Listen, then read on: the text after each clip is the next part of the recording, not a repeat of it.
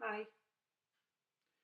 It used to be the case many years ago, before I started on this journey to find happiness, that before I first went to see Trevor in Harley Street for cognitive hypnotherapy, it used to be that just getting through each day was as much of an effort. I used to joke that I wish I'd been run over by a bus, but then I always used to live places where there were no buses running. And in that space, it didn't matter what the reality of my life was, I just never looked forward to the future.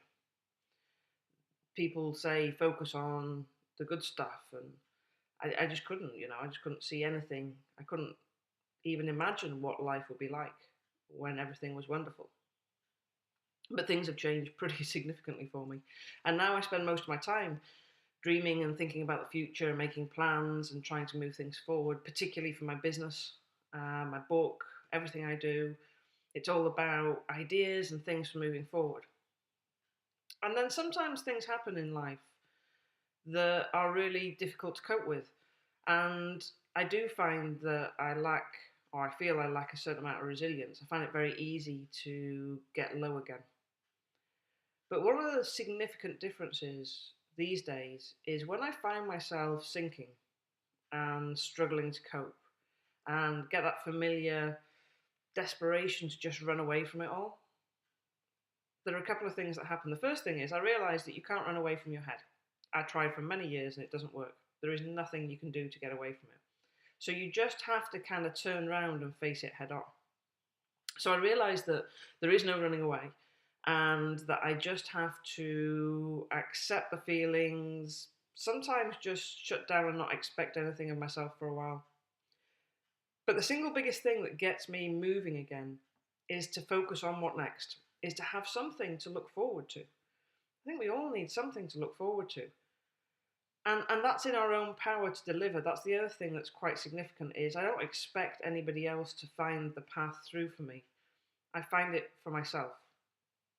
I did a quiz survey thing. There was a guy, Martin Seelman, many years ago that instead of saying what makes people miserable, decided to research what makes people happy.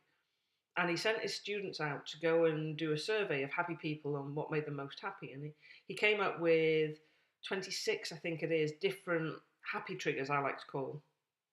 And he then developed a quiz that you could take. It's called Signature Strengths, via Signature Strengths, if you Google it. I'll try and put the link in the YouTube thing. And it tells you what things are really your happy triggers of these 26 things. And when I did my quiz, it's quite a long quiz, by the way. Love of learning, creativity, wisdom, something else. The top five were all to do with a passion for learning, basically, and being creative. So over the last couple of days, where I've been struggling with a whole bunch of stuff, I realised that it's important for me to reintroduce learning into my life. Since I finished my course, did my master practitioner, I haven't really had anything to learn. The book's been great, but that's applying what I already know rather than learning as much. And I learn from my clients, but it's not the same thing as gaining a wealth of new knowledge.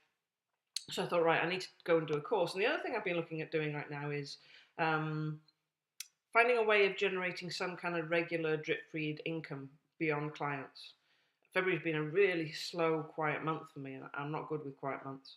So I need something that I've got to do no matter what. So I was looking at all these different things, and I started looking at courses. I thought maybe I could do something on graphic design. And then I remembered that if I had a bucket list, which I don't, because if I want to do something, I tend to do it, the only thing that would really be on it is a PhD. I would love to do a PhD, and actually I'd love to get some research to back off everything I'm doing on the caveman rules stuff. And I got the research from my clients, but that's not quite the same. I'd like some industry recognised research that we can start quoting.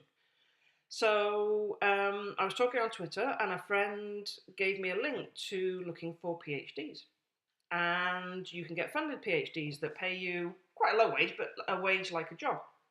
And I found a whole bunch of stuff in Edinburgh around memory that is funded PhDs. So that's my current mission right now. I'm thinking I'll do something around the way childhood memories and experiences drive weight gain in adults. That covers hot topics like epigenetics and hot topics like obesity, that everybody's talking about right now.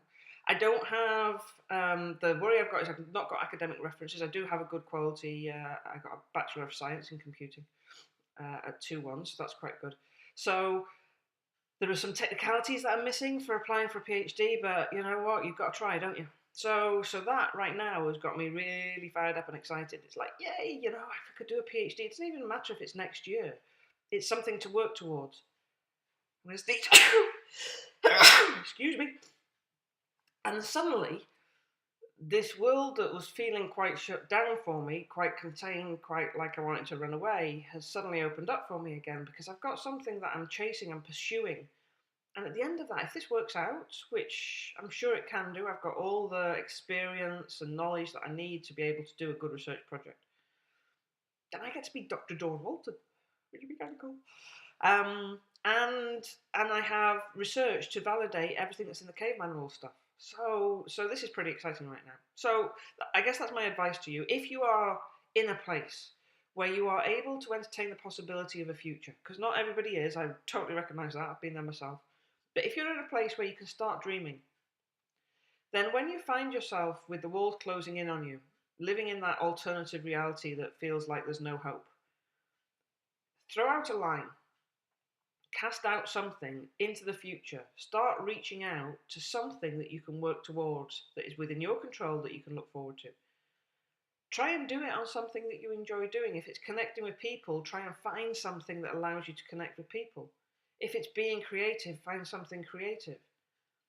If it's learning, like me, find a way of doing, even you do an online course, get yourself started, get something going, get the wheels turning. And suddenly that reality